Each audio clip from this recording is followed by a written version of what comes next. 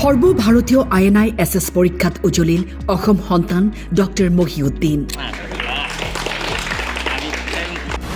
পুত্ৰ উজ্জ্বল নক্ষত্ৰ হৈ জিলিকিব আশা পিতৃৰ। চাওক, আমি যেটো আশা কৰিছিলোঁ যে ল'ৰা মেডিকেল সায়েন্সৰ উচ্চ শিখৰলৈ আগবাঢ়িব লাগে আৰু সেই আশা অনুপাতে MBBS কৰিছে।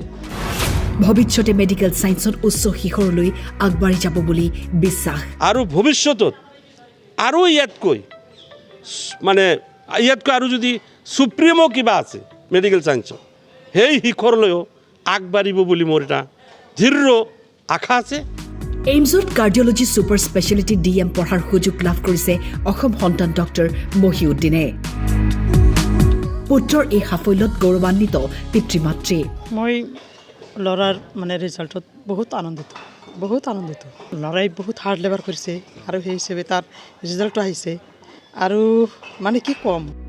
বিশিষ্ট চিকিৎসক মহিউদ্দিন হৈছে আলমগঞ্জ বজাৰ এলেকাৰ বাসিন্দা তথা ধুবুৰী BN কলেজৰ প্ৰাক্তন অধ্যাপক আব্দুল বাতেনৰ পুত্ৰ। MD মেডিচিন কৰিছে, তাৰপিছত DMতো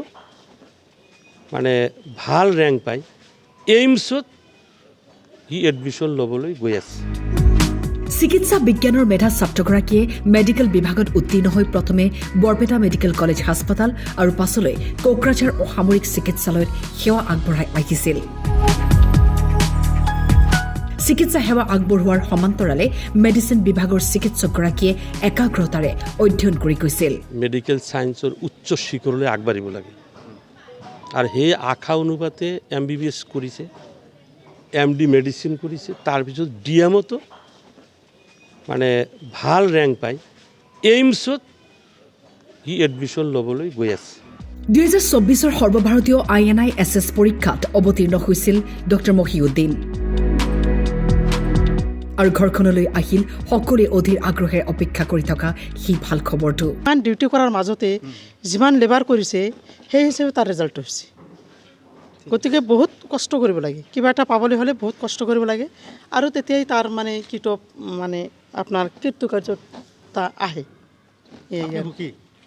মই বহুত এইমছত 28 নম্বৰ ৰেংক দখল কৰাৰ লগতে কমন পৰীক্ষাত 18 ৰেংক দখল কৰি সমগ্ৰ অসমৰ লগতে ধুবুৰী জিলালৈ সুনাম কঢ়িয়াই আনিছে। আৰু মই ভাবোঁ ল'ৰাটো আপোনালোকে সকলোৱে ৰাইজে আপোনালোকে সকলোৱে তাৰ দীৰ্ঘায়ু কামনা কৰিব, তাৰ ভৱিষ্যত উজ্জ্বলৰ কাৰণে আপোনালোকে দোৱা কৰিব আৰু আশীৰ্বাদ কৰিব যাতে ল'ৰাই সৎ আৰু ন্যায়ৰ ওপৰত প্ৰতিষ্ঠিত থাকি তাৰ ভৱিষ্যত মানৱ সেৱা দানৰ দ্বাৰা যেন তাৰ ভৱিষ্যত সফল কৰিব পাৰে, মানুহৰো কৰিব পাৰে, নিজৰো যেন আপোনাৰ কামটো কৰি যাব পাৰে।